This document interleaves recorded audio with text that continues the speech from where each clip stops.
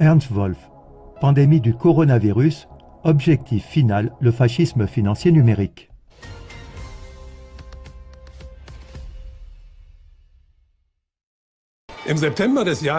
En septembre 2020, nous nous trouvons dans une situation extraordinaire et extrêmement menaçante.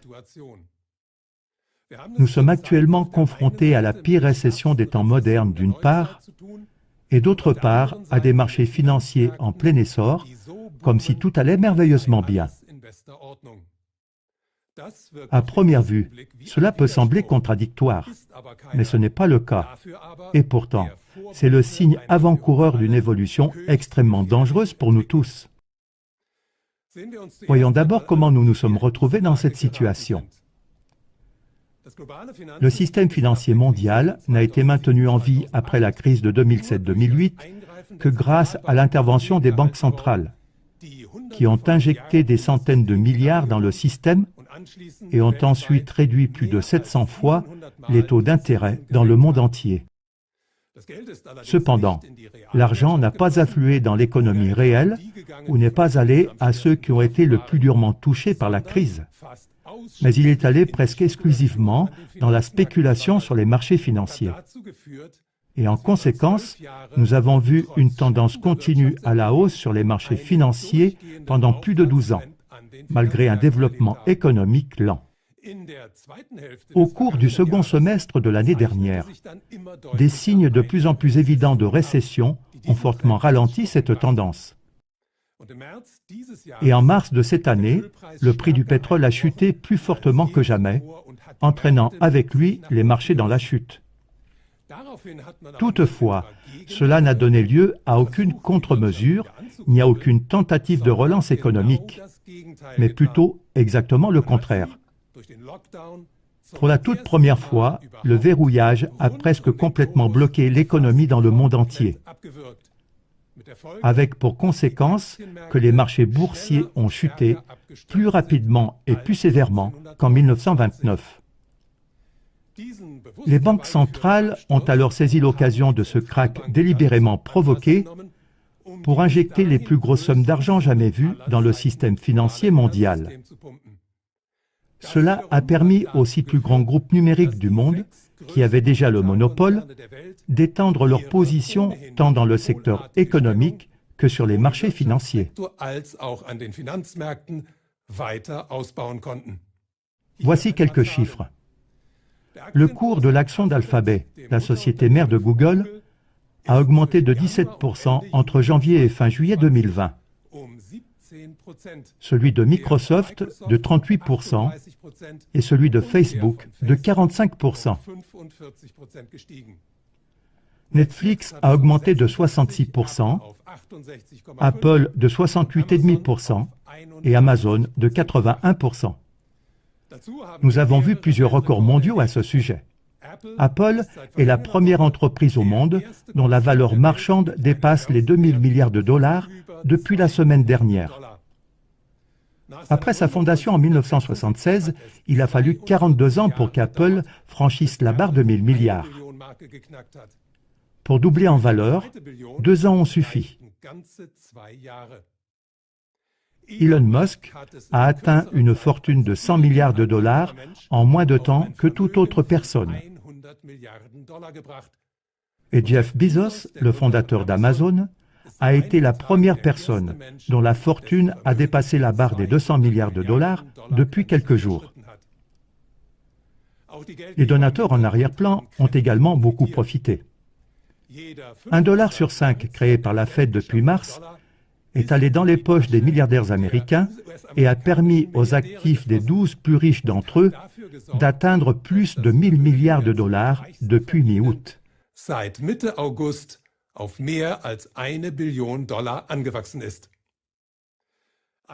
Tout cela s'est produit alors que, dans le même temps, des millions de personnes, tant aux États-Unis que dans d'autres pays industrialisés, ont perdu leur emploi et beaucoup d'entre elles leurs moyens de subsistance.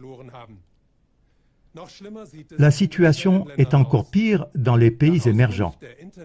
Selon l'Organisation internationale du travail, le revenu de 1,6 des 2 milliards de personnes qui travaillent au noir, c'est-à-dire sans contrat, a diminué en moyenne de 60% dans le monde entier et de plus de 80% en Afrique et en Amérique latine. Le confinement délibérément provoqué par les gouvernements et la politique monétaire ultérieure des banques centrales ont ainsi déclenché d'un côté de la société un processus historique de concentration des actifs et du pouvoir en faveur des grandes multinationales informatiques et de l'autre côté de la société une catastrophe humanitaire aux proportions inimaginables. Et ce n'est que le début. On est dans l'erreur si on croit aujourd'hui que les emplois qui ont été perdus reviendront. Après tout, le modèle économique des grands monopoles informatiques, qui nous dominent plus que jamais après le confinement, n'envisage pas une augmentation, mais au contraire, la perte rapide de millions d'emplois supplémentaires.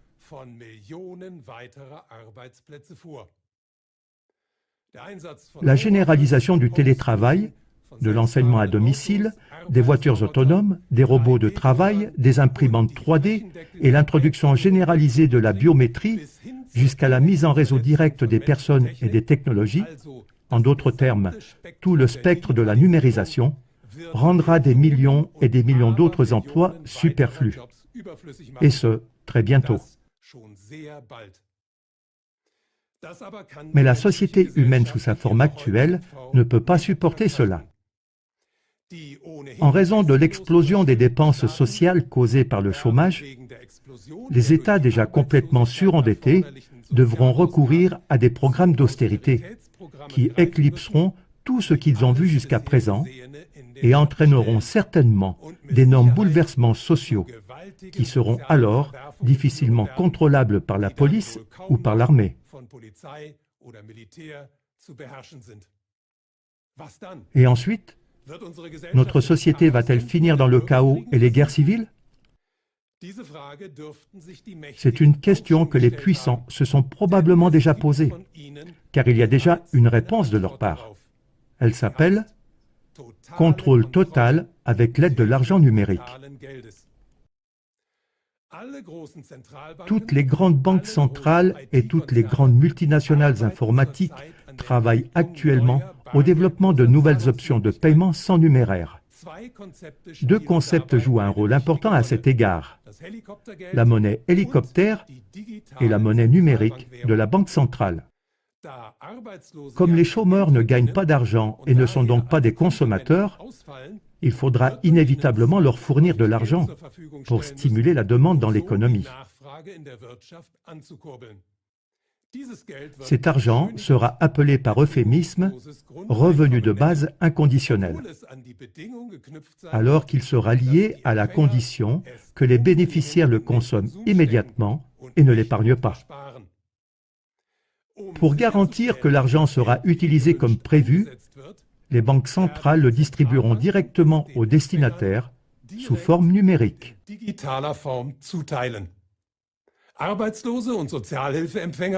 Cela signifie que les chômeurs et les allocataires sociaux recevront, par exemple, un portefeuille sur leur téléphone portable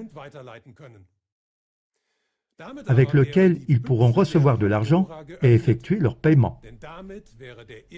Mais cela ouvrirait la boîte de Pandore, car ce serait le premier pas vers une transformation complète de notre système monétaire actuel, qui est piloté par les banques centrales sans que le public s'en aperçoive.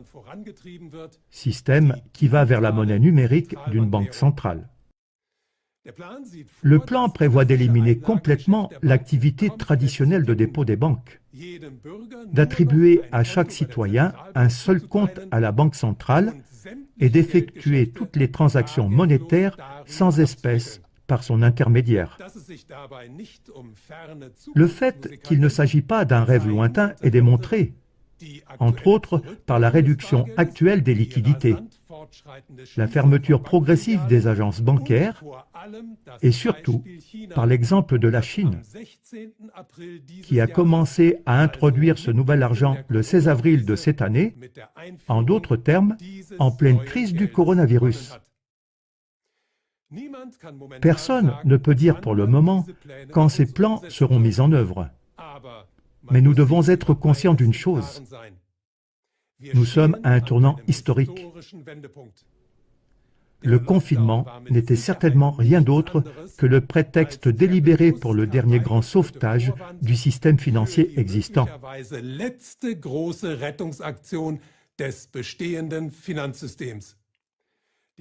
Sous sa forme actuelle, le monde de l'argent est à la fin de son existence. Le système bancaire qui a vu le jour il y a 600 ans également. Si ceux qui détiennent le pouvoir continuent à décider de notre avenir, ils n'ont pas d'autre choix que de recourir à la monnaie numérique de la Banque centrale et d'essayer de tous nous contrôler et nous réguler de cette manière.